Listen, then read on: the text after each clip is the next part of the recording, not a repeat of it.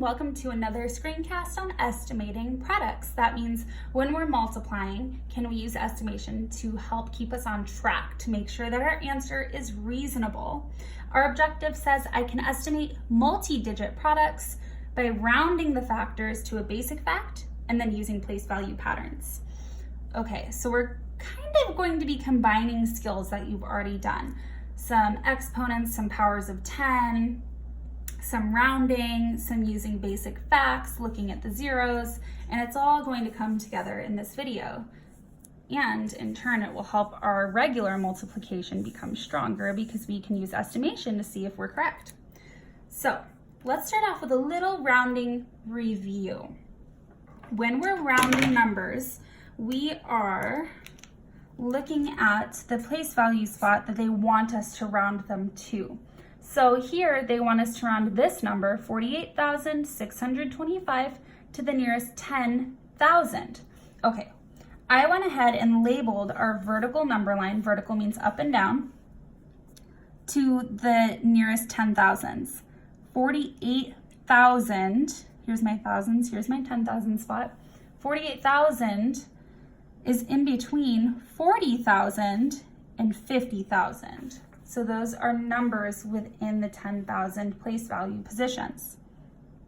What you want to do is put those as your kind of end caps here on your vertical number line, and then find the midpoint. See how I labeled that midpoint? What's halfway between 40,000 and 50,000?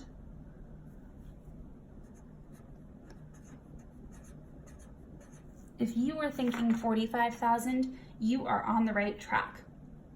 If not, you could have written out 41,000, 42,000, 43,000, 44,000, 45,000, 46,000, 47,000, until you got all the way up to 50,000 and then found which one was in the middle. You could also think of this like 0 and 10, 5 is in the middle. So if I have 40,000, 45,000, and 50,000, where would I put my 48,000? 41, 42, 43, 44, 45, 46, 47. Ooh, you guys, it would go way up here.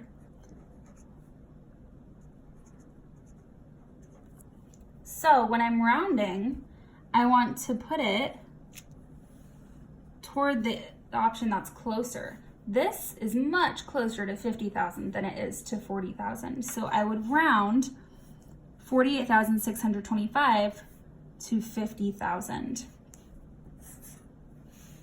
And I just show my answer by circling.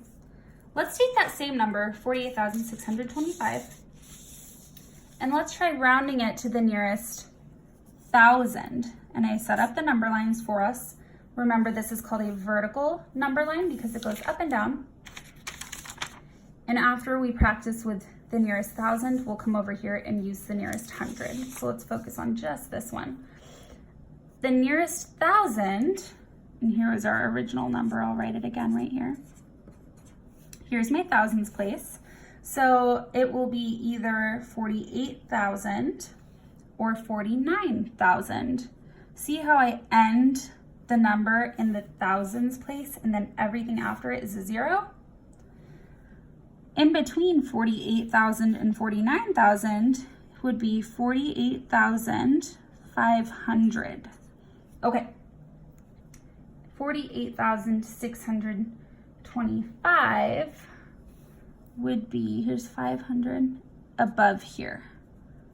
48,625. So is this closer to 48,000 or 49,000?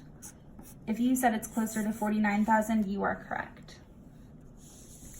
There's a bigger distance between here and here than there is here to here. Now let's try rounding it to the nearest 100. 48600, 48700. I know it's a little squished there, so that's what those numbers say. Now, I stopped writing the options in the hundreds place, okay? And then everything after it is a 0, so that should help you out when you are doing this on your own. But halfway in between 48,600 and 48,700 would be 48,000, 650. I know that's squished, but it says 48650. That's halfway between. So if I took our number, 48,625, and I want to round it to the nearest 100, that means my 6 is either becoming a 6 or a 7, and then 0, 0. I would put that right here, 48,625. So now, am I rounding this down or up? I'm rounding it down. To the nearest 100 would be 48,600. And let's try one more, this time with the same number, 48,625, and we'll round it to the nearest 10. So notice how I only have a 0 now in the 1 spot. I stopped the answer at the tens position because I'm rounding it to the nearest 10. So I want to know, is this closer to 48,620 or 48,630? Well, halfway in between that would be 48,625. And then if I placed our number, oh my gosh, that is our number. It's exactly halfway in between. Well, I heard that you guys have a really cool trick for when it's halfway in between. A previous teacher taught you, let me think about this so I don't mess it up. If it's 4 or less, give it a rest.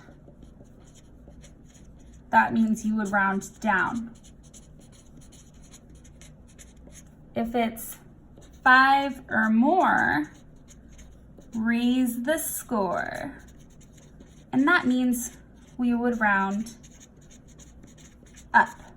So because this last digit here before the tens place is a 5, we would be rounding up. Alrighty. We are almost done with this lesson. We're gonna have a couple of application problems, like when would we be using this estimation and this rounding to even help us? Because it's not always going to be on number lines. So we have 24 students in E4, that's true. Do all the classrooms at ECFI have exactly 24 students? No, some have more, some have less. If there are 18 classrooms, use estimation to figure out how many students are at ECFI. If we're using estimation, it's not going to be exactly how many students, it's going to be around how many students. So we have 24 students times 18 classrooms. Let's estimate that. I think 20 times 20 would be a little bit easier to work with. Since this was a 4, I rounded down. Since this was an 8, I rounded up. I know 2 times 2 is 4. And then I know there's 1, 2 more zeros. So there are about 400 students. Notice how I used rounding. It was quick rounding. I didn't have to draw out number lines for these. And I also used some place value knowledge so that I could take my tens, multiply them together, and then look at the patterns in the zeros. So that's how we're kind of combining all of our skills. And finally, you might see some problems that look like this. And the directions will say, round the factors to estimate the product. All right, I know that sounds really academic, but you know these words. Factors are the numbers that we're multiplying together. The product is the answer to a multiplication problem. So our product will be over here. And we're estimating, so it doesn't need to be exact. All right, 456 times 42. Those aren't very nice numbers to work with, but 42, hey, that's pretty close to 40. So I'll write that there. And 456, let's see. I want a number that I can multiply by with 4 really easily, and then use zeros to help me. So 45, 450, that would be closer to 500 than it would be to 400. So I rounded 456 up to the nearest 100, and then I rounded 42 down to the nearest 10. Now I know my facts really well. I can do 5 times 4 is 20, and then count my zeros. 1, 2, 3, 1, 2, 3. So I rounded these factors here and here to estimate the product. The answer to this multiplication problem will be somewhere around 20,000. All right, and now I can use the patterns of 0 to help me with the rest of these. So 42, I can keep that at 40. Ooh, but they added on a 0 here. So 4,560 instead of 456. That means I would round up to 5,000. Okay, and 5 times 4 is 20. And this is where we have to start being really careful with our zeros. 1, 2, 3, 4. 1, 2, 3, 4. 2, 3, comma. And then finally, 4,560, I can round that to 5,000 times 420. Ooh, this is the one that they changed. They added a 0 here. So I'm gonna round that to 400. That's closer to 400 than it is 500. But if I chose 500 instead, it still wouldn't get me very far off, because it would just be 5 times 5 is 25 and then count my zeros. So it wouldn't be super far off, but this will get us a little closer to the real answer by rounding a little bit more accurately. 5 times 4 is 20. And then I have 1, 2, 3, 1, 2, 3, 4, 5, 4, 5. And then I'm bringing in my zeros, 2 million. Woo. Okay, you might even get a problem that's really not nice to look at. So I have 1,320 times 88. Well, that definitely could look a little nicer for us. I'm going to go ahead and round this to 1,000 and this to 80. Or I could round it even up to 90 and it would be more accurate. If you get a number that is kind of starting to freak you out because of how it looks, like this is a lot, oh my gosh, how am I ever gonna estimate this? Just round to the nearest 1,000, round to the nearest 10. Think about what place value spot can I round this to so that it's much more simple. So this would give us 1 times 9 is 9, and then 1, 2, 3, 4. 1, 2, 3, 4, 90,000. I gave you some little hints and reminders here at the bottom. I know they're all jammed together, but there are 3 main points about what we just did. Try to get to powers of 10 and numbers that are easy to multiply, like we did up here. Your estimate / rounded factors might be a little different than mine. Even if you're working with the people at your table, someone at your table might say, ooh, let's round this to 90, and some might say, let's round this to 80. But your answer shouldn't be very far off. It's all about how accurate and close you can use your rounding skills.